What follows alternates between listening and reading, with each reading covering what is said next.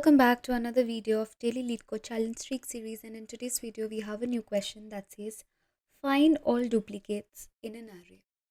So you'll be given an array of length n such that the numbers are in the range 1 to n. Okay, the numbers are in the range 1 to n, and each integer between this range can appear either once or twice.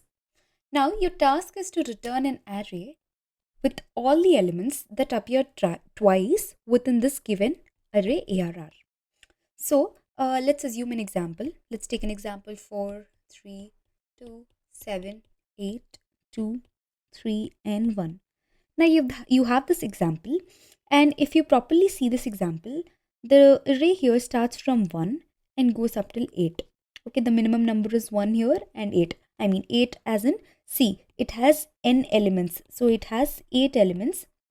So whether or not this number occurs, the element, the array size would be of 8. So ideally, when the numbers go from 1 to n, the array should consist of the elements 1, 2, 3, 4, 5, 6, 7 and 8. But if you carefully look at this given array, you see that some of the elements given in this array, as in the ideal array that's supposed to be there, has some missing elements in this particular given ARR. Now, your task is to return the duplicate elements that occur in place of these missing elements. Now, if you can see, let's see what all elements this given array has.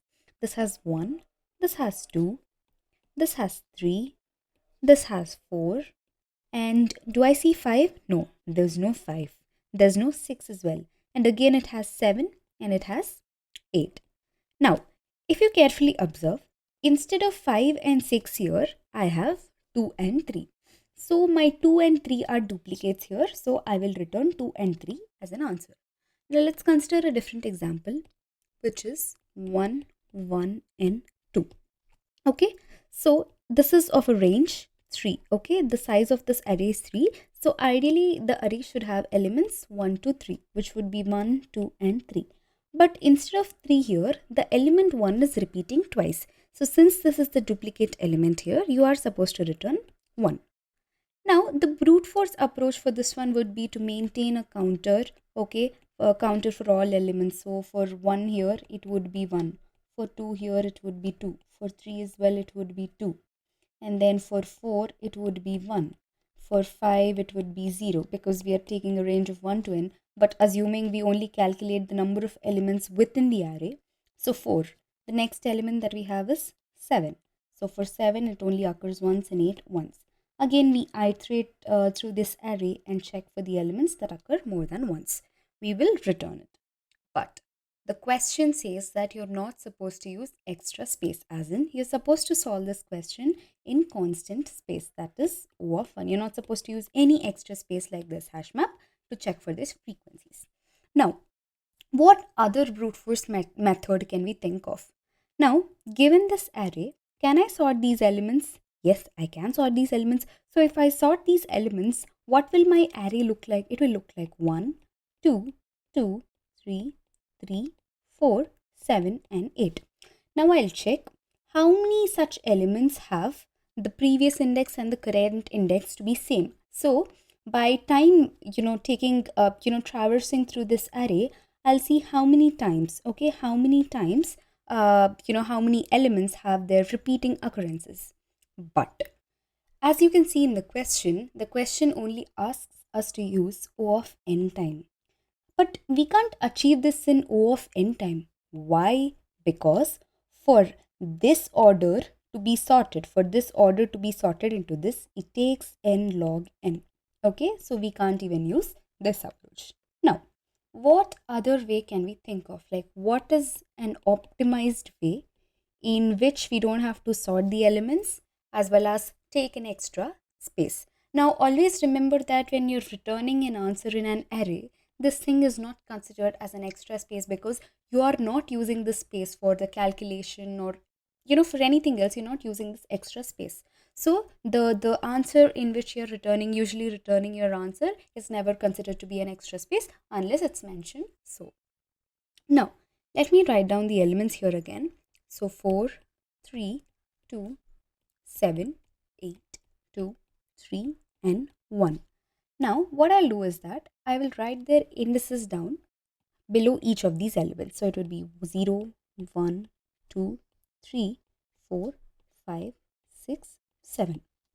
Now what I'll do is that I'll iterate through each of these elements. Okay, I will iterate through each of these elements and can say this array is ARR, and within the same ARR I'm going to make some changes. Now let me tell you what those changes are. So let me first write those indices down. 2, 3, 4, 5, 6 and 7. Now what I'm going to do is that I will start at my first index 4. Now for this index 4, what I'm going to do, I know that my elements will go from 1 to n, correct? So my elements will go from 1 to 8. So even if there is an element called 8, okay, 1 to 8, my 8 minus 1th index will still be present, as in my 7th index will still be present. Okay, my 7th index will still be present in the array. Now, so what I will do is that I will first take my my value that is present on the 0th index, and I will find out its index value. So if I have an element 4, okay, so I will go to its index in the array. If the element is 4, I'll go to the 4th element. Okay, I will go to the 4th element and change it to a negative value. Okay, and change it to a negative value. Say for example, in the 4th element, so since this is 0 based indexing, if the element is 4, the index would be 3. Of course, 0, 1, 2, 3. Okay, since it is 0 based indexing, the index would be num minus 1. Okay, now let's go to the 4th element. Now this is my 4th element. Now what I'm going to do is that I'm going to change this element into a negative element. So the 7 here becomes minus 7. Okay, now I will keep doing it until the end of this array. Okay, I will do that to all of my elements. So it is, first the element here is 4. So I will get the exact index of that value. So 4 minus 1 is 3. I went to 3 and I changed this number to minus 7. Now imagine there is another 4 here. Okay, there is another 4 here and I come back to this position. Now what I'm doing at every position, I'm taking that element, subtracting it with 1, going back to that index and changing it to negative. Now when I again encounter 4, I come and check here to see that the element is already negative. Correct? It means that I had already visited that element and changed it into a negative element. Now you might ask, what if there's a negative element in this array? No, it's not possible, because the question says that the elements only range from 1 to n. In the sense, my elements can only be positive. So when I can see that my element is already a negative number, and when I encounter this negative element again, I know that this element has occurred. So this value, okay, this particular 4 value has occurred again. So I will simply append that into my result array. Okay, I will simply append that into my result array. Okay, now it means that it is a duplicate element. So let me just clear this off and let's start iterating through all the elements again. Okay, let's start iterating through all the elements again.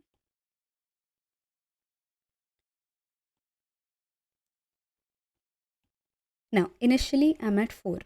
So 4 minus 1, the index would be 3. I'd go to index 3. Index 3 is 7. So I'll change it to minus 7. Now let me also have my result array just so I can add my duplicates here in case I encounter any. Okay, 4. Now I'll go to my next element, that is 3. Now 3 minus 1 is equal to 2. So I will go to this index, and since it is positive here, I will change it to negative. So 2 here becomes minus 2. Next, this is done, this is done. Now I'm going to this element. Okay, so now 2 minus 1 is equal to 1.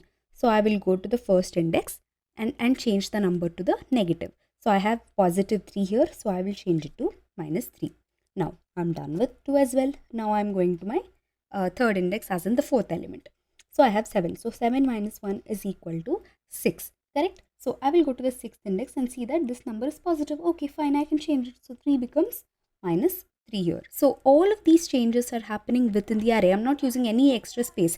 So within this array only, I am converting it. Now why I'm showing it in a different place is for the readability, for you to understand what numbers are being changed into. Now it has changed into -3. I'm done with this element. Now again I'll move forward. Now I've come to 8. 8 minus 1 is equal to 7. So this, I have 1 here, so I'll change it to -1. It is a positive element. Now next, 8 is also done. I'll go to my element 2. Now 2 minus 1 is equal to 1.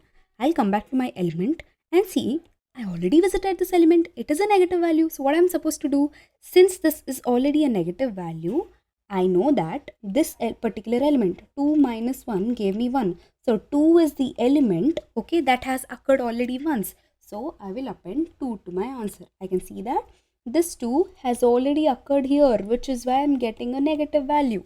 Okay, so now I have, this is my negative value. Next, I'll again go to my next place, 3. Now 3 minus 1 is equal to 2. So I'll go to my second index here. Again I see that it's a negative value. It means that I had already visited 3 again. So this 3 is also my duplicate value. So I am going to append that 3 into my result. Now next, I will go to my first index. Okay, I will go to my first index, 1, and then 1 minus 1 is equal to 0. 1 minus 1 equal to 0, as in I'm going to the 0th index. So the 4 here would become -4. Now I finished my traversals. Now you see why I don't have any values in 4 and 5. I don't have any values in 4 and 5 because I never came across those values, because 5 and 6 are not there, correct? So 6 minus 1 and 5 minus 1 would not be there, which is 5 and 4. I can never change those values because they're not there in the array. So in the end, we are just going to return 2 and 3.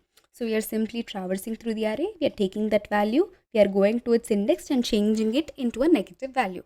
But if the element there is already a negative value, it means that it's a duplicate value. The number from which we've come here is a negative value, is a duplicate value, which is why we will add it to our result. All right. Now, what would be the time complexity of this thing? Since we are iterating over almost all the elements for this, the time complexity would be O of n. Okay, we are iterating over all the elements for this. Now, what's the space complexity? I'm not taking any extra space. This is just a result array that I'm taking to store my answer. So there's not any extra space. So I'll simply return this. So the time complexity is O of n and the space complexity would be O of 1. So let's quickly code this up. Now we have a function find duplicates given, in which the array nums is being sent. Now what are we doing? We are initializing a result array in which we can store our answer. So in case if there's no result array, we'll just return, if in case there are no duplicates, we'll just return an empty array. As it is, the result will be returned. Now we are iterating through all the elements in the nums. So for num in nums, what are we doing? We are first extracting the index value. So index is equals to absolute of this num value. Okay, absolute of this num value -1. Now why absolute? Because there can be cases where the element is already -3, correct? I have changed the element to -3. So to make sure that my element value, I get the right index value, I would apply absolute to this value that's there in the array. Now I'm checking if the element is a positive number. It means that I have never visited it. So if nums of index is greater than 0, in the sense, then I'm changing that value to a negative value. So nums of index is equal to minus nums of index. Okay, I'm changing that value into a negative value. Otherwise, what if the number is not greater than 0? It means that I've already come across that number. It means that it's a duplicate value. This num value is the num value is a duplicate value, correct? So I will append it to my result, but I will append the positive value of it because I've already visited it. So the number in there is a negative value. So I have to append my positive value to get the duplicate. So absolute of num. Now, what am I doing in the end? I'm just gonna return the result. If you want, you can just change all these values back. Like since you've made changes to the num array here, you've changed it into negative elements. If you want, you can change it back to the positive elements. So for that, what you can do is for I in range len of nums, you're just changing it back to the positive numbers. So nums of I is equals to absolute of nums of I. You're just changing it back, and in the end you're just going to return the result. Let's quickly run the code. Alright, let's quickly submit it.